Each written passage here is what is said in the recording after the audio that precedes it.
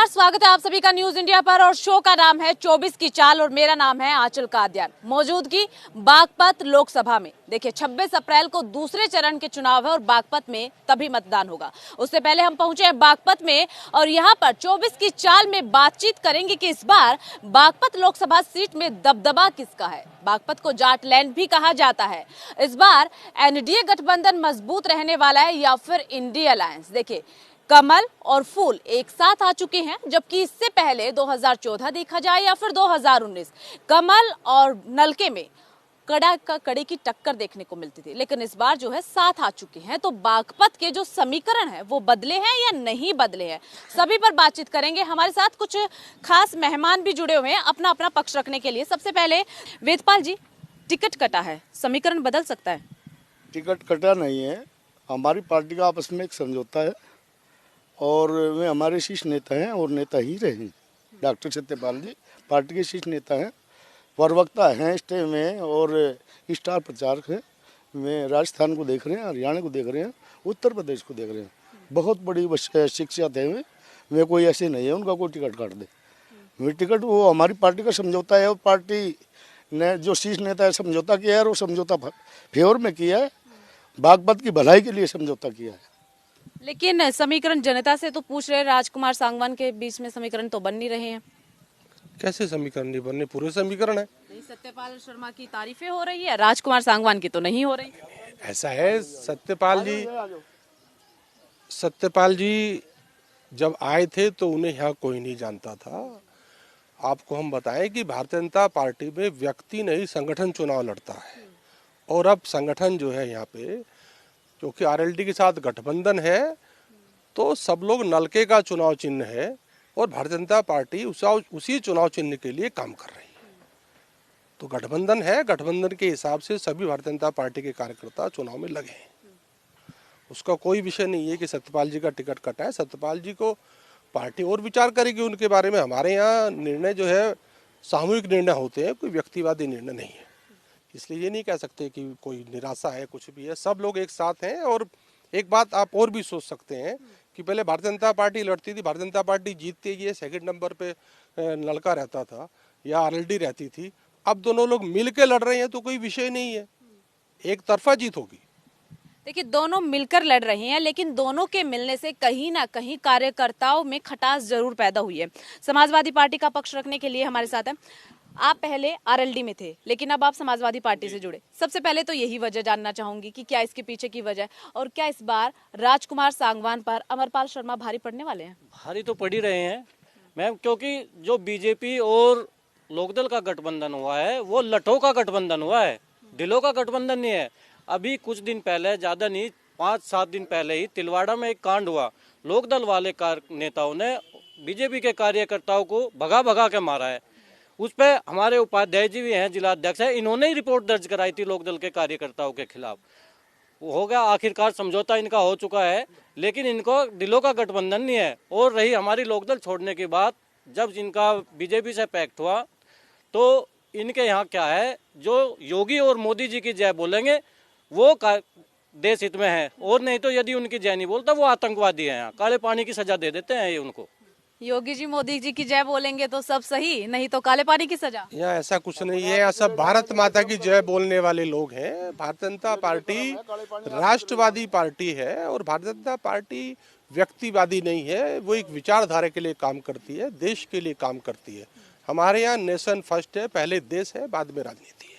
और जो हमारी विचारधारा से, देश की विचारधारा से, राष्ट्र की विचारधारा से जो लोग इस विचारधारा को मान रहे हैं, स्वीकार कर रहे हैं, वो सब हमारे साथ लड़ रहे हैं। भारतीय जनता पार्टी बड़े भाई की भूमिका में है और यहाँ पर नलके का चुनाव चिन्ह है। सभी कार्यकर्ता मिलकर राष्ट्रीय लोकदल को चुनाव लड़ा रहे हैं। कि ये कौन से देश हित की बात कर रहे हैं भाई?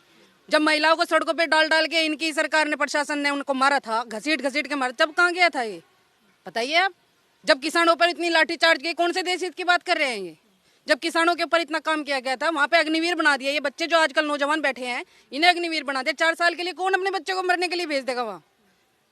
कौन सी? ये बात नहीं है। बात वो है कि अगर तुम देश हित की बात कर रहे हो तो देश हित के लिए काम भी तो करो। करनी और कथनी में फर्क क्यों कर रहे हो तुम लोग?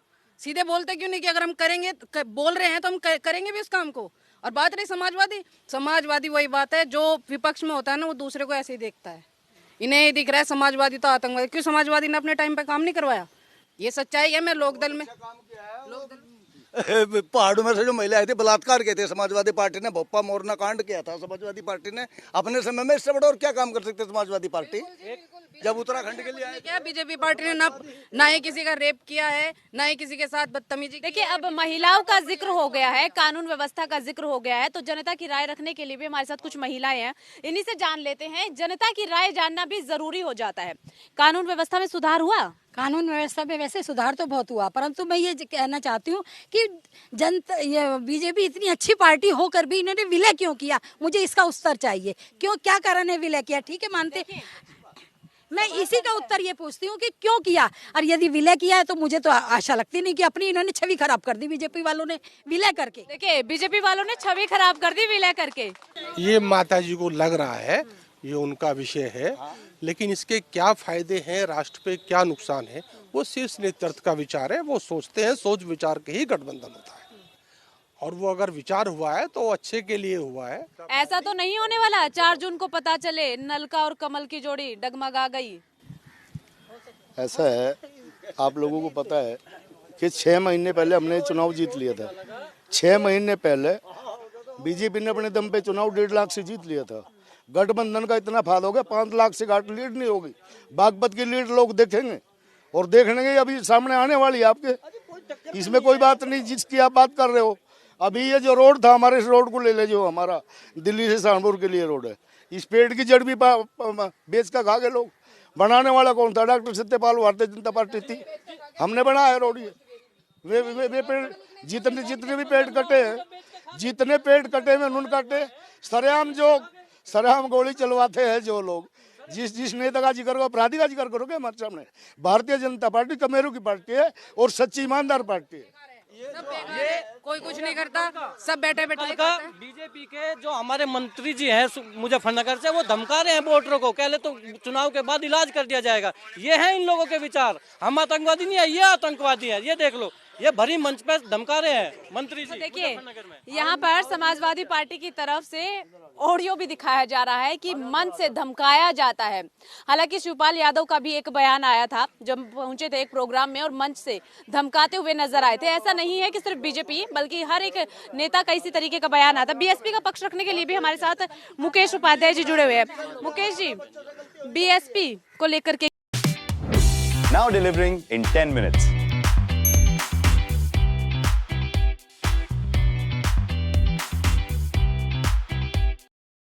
भगवान के बीच है।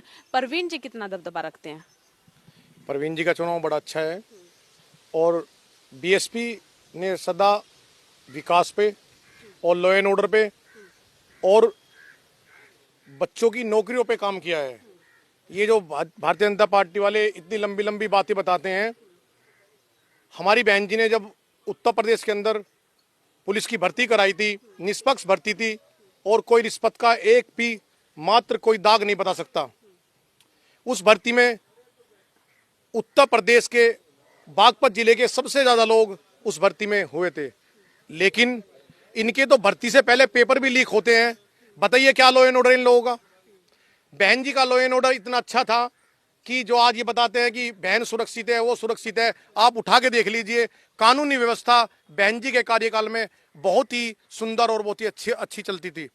तो इसी मुद्दे पे, रोजगार के मुद्दे पे और विकास के मुद्दे पे और लॉ एंड ऑर्डर के मुद्दे पे हम चुनाव लड़ रहे हैं। योगी जी ने काम नहीं किया? योगी जी ने क्या काम किया योगी ने? बताइए आप जिन सड़कों की बातें आज ये कह रहे हैं, सड़कें बनाई, किसने बनाई सड़कें? अरे जिनने सड़कें बनाई उसको तो इन्होंने भगा दिया यहाँ से। अब दूसरे को उठा के ला रहे हैं। जो लोगों के पास जुत्ते मारते हैं, लोगों को गालियां देते हैं, कमीन बताते हैं, उन्हें उठा के हमारे सिर पे लिया यहाँ पे। तो ये जनता क्यों वोट देगी? ये जनता वोट देगी बसपा को, जो बसपा अच्छी है, या फिर गठबंधन को, दूसरे को वोट देगी, समाजवादी को। और जरूरत पड़ी तो हम भी इन्हें हराने का कार्य करेंगे, चाहे कोई भी का कार्य। जरूरत पड़ी तो बीएसपी समाजवादी पार्टी के साथ जा सकती है। जरूरत पड़ी तो बीएसपी समाजवादी पार्टी के साथ जा सकती है। ऐसा है जी, प्रधानमंत्री एक देश का राजा होता है, और राजा का काम ये नहीं होता कि मंदिर बनवा दे। राजा का काम होता है कि देश को एक मंदिर बनाए, देश के लिए काम करे। अयोध्या का जिक्र कर रहे हैं। तो जिक्र तो अयोध्या का कहीं का भी हो, इतने मंदिर तोड़ के बना दिए, जो वहाँ पे बेघर हैं आज तो वो चिल्ला रहे, उनको घर ही नहीं मिला, कई किलोमीटर तक का मकान तोड़ दिए। बताओ उनके लिए क्या होगा, कौन गवर्नमेंट करेगी उनके लिए? गवर्नमेंट ने काम नहीं किया, घर नहीं बनवाए गए। 4 करोड़ पहली बार 4 करोड़ परिवारों को जो बेघर लोग थे, 60 साल विपक्ष की सरकार रही, 60 साल में किसी सरकार के द्वारा 4 करोड़ निर्धन लोगों को मकान कभी नहीं दिया गया। सबसे पहले तो मैं सभी दर्शकों को नमस्कार करता हूं और यहाँ के बारे में आपको बताता हूं जी। हमारे यहाँ से तो बहुत बड़े बड़े नेता पैदा हुए, देश के प्रधानमंत्री पद तक गए, कैबिनेट मंत्री पद तक गए, लेकिन मैंने देखा है कि पार्टी विशेष ने कभी यहाँ किसी भी पार्टी विशेष ने यहाँ ध्यान दिया विकास पे। यहाँ तो सिर्फ व्यक्ति विशेष ने विकास पे ध्यान दिया। 2014 में डॉक्टर सत्यपाल सिंह जी आए थे यहाँ, उन्होंने यहाँ दिखाया कि विकास कैसे होता है, उन्होंने करके भी दिखाया है।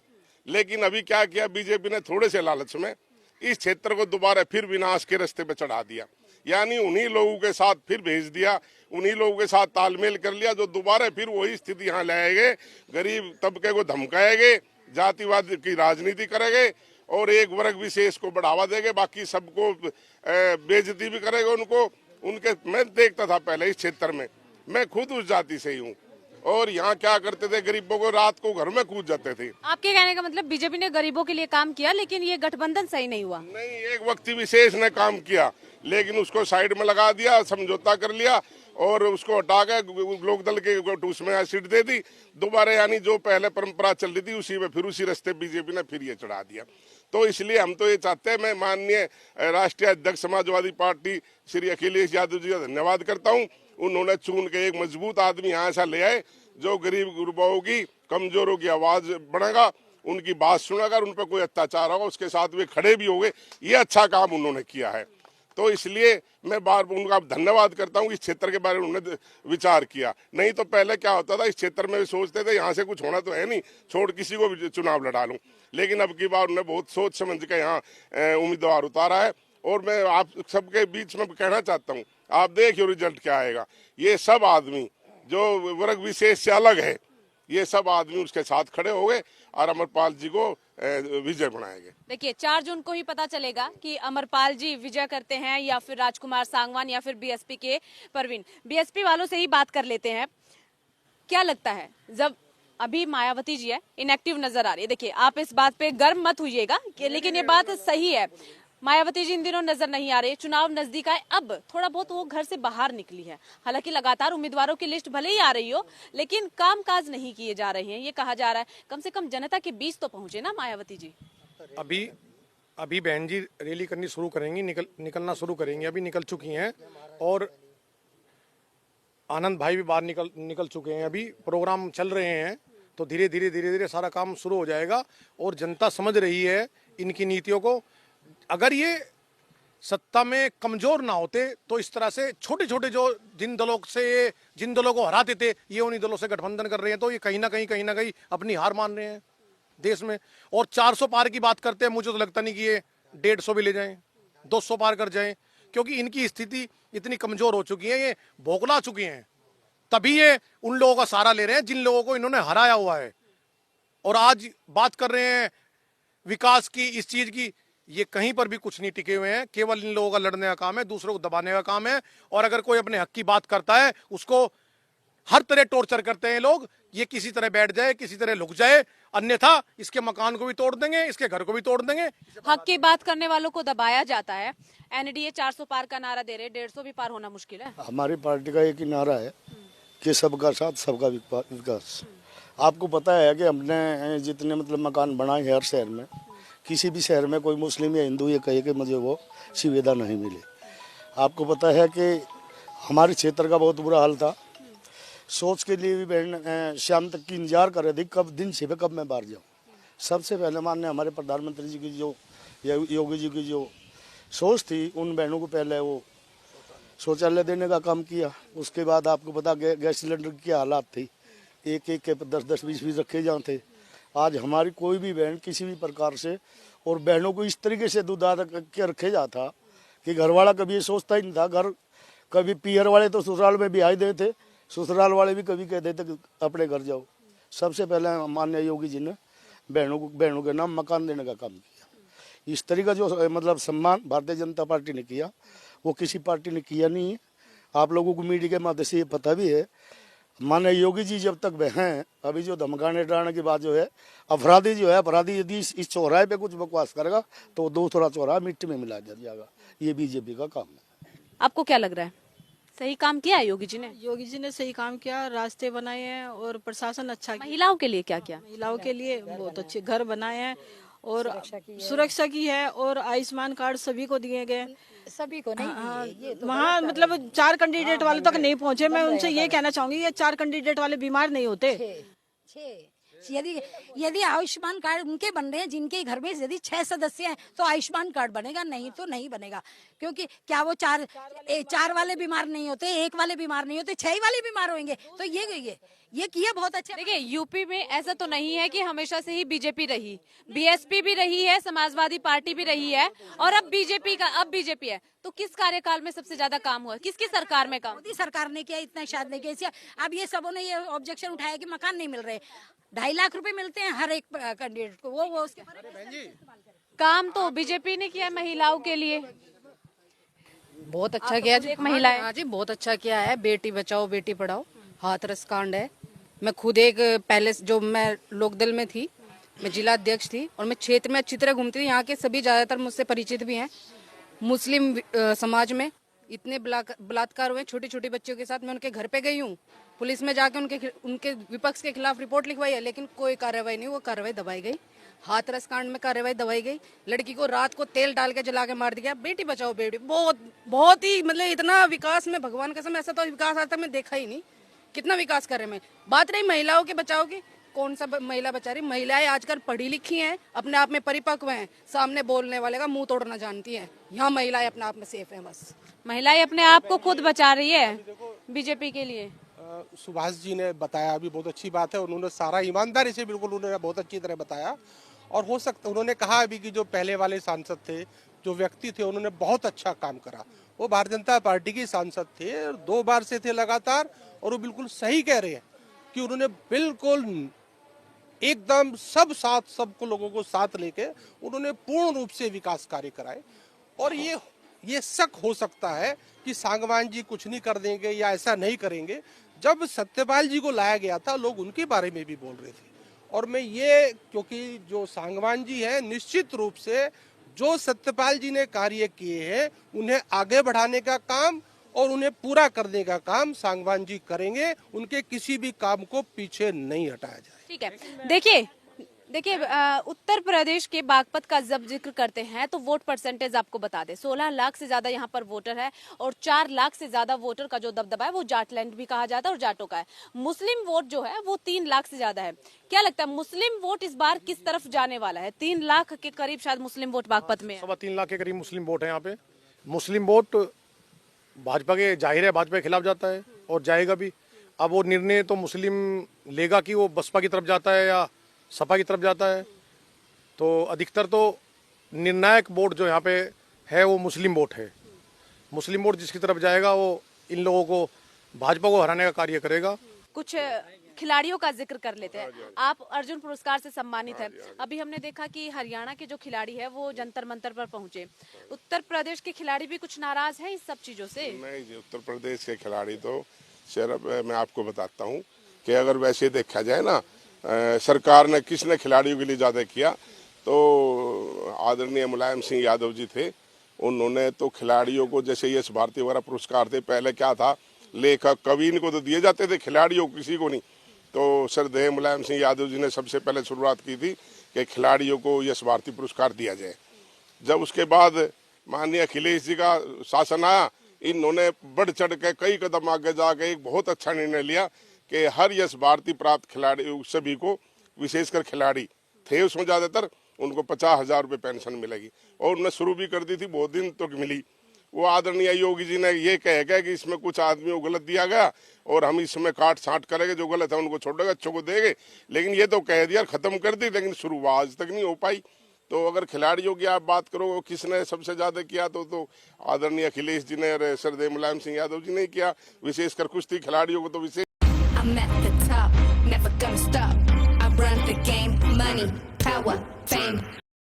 स्नेह रहता था।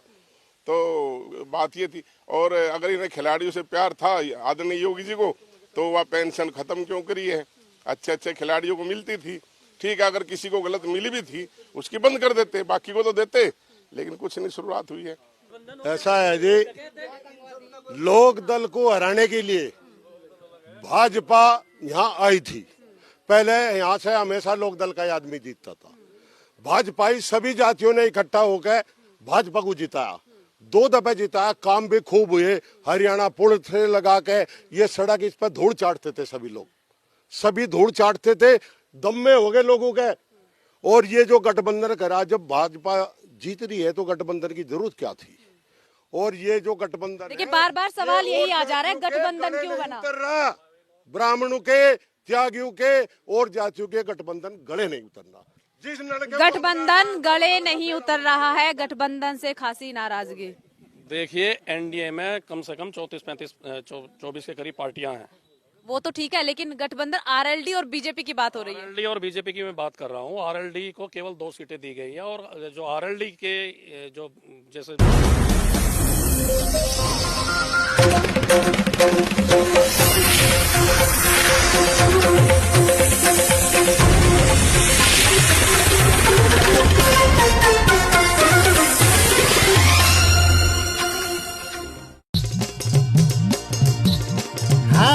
नमोना ज्वार लगानो उत्तराखंड का